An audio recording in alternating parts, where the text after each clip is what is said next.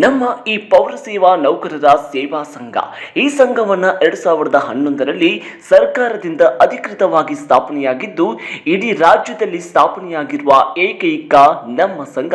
ಇಲ್ಲಿಯವರೆಗೂ ರಾಜ್ಯದಲ್ಲಿನ ಸ್ಥಳೀಯ ಸಂಸ್ಥೆಗಳನ್ನು ಹಲವಾರು ನೌಕರರ ಸಮಸ್ಯೆಗಳಿಗೆ ಶಾಶ್ವತವಾದ ಪರಿಹಾರವನ್ನು ದೊರಕಿಸಿಕೊಟ್ಟಿದೆ.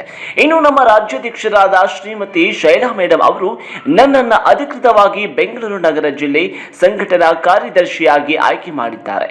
ಹಲವು ವರ್ಷಗಳಿಂದ ಸಂಘದ ಕಾರ್ಯಗಳಲ್ಲಿ ತೊಡಗಿದ್ದು ನನ್ನನ್ನು ಗುರುತಿಸಿ ಜವಾಬ್ದಾರಿಯನ್ನ ನೀಡಿದ್ದಾರೆ. ಇನ್ನು ಬೆಂಗಳೂರು ನಗರ ಜಿಲ್ಲೆಯ ಎಲ್ಲ ಪುರಸಭೆ, ನಗರಸಭೆಯ ಹಾಗೂ ಪಟ್ಟಣ ಪಂಚಾಯಿತಿಗಳಲ್ಲಿ ಮುಂದಿನ ದಿನಗಳಲ್ಲಿ ನಾನು ನಮ್ಮ ಸಂಘವನ್ನ ಬಲಗೊಳಿಸುವ ಮೂಲಕ ಸಮಸ್ತ ಜಿಲ್ಲೆಯ ಪೌರ ಸೇವಾ ನೌಕರರ ಸಮಸ್ಯೆಗಳಿಗೆ ಶಾಶ್ವತ ಪರಿಹಾರವನ್ನು ಒದಗಿಸುವಂತಹ ಕೆಲಸವನ್ನ ನಾನು ಪ್ರಾಮಾಣಿಕವಾಗಿ ನಿರ್ವಹಿಸುತ್ತೇನೆ.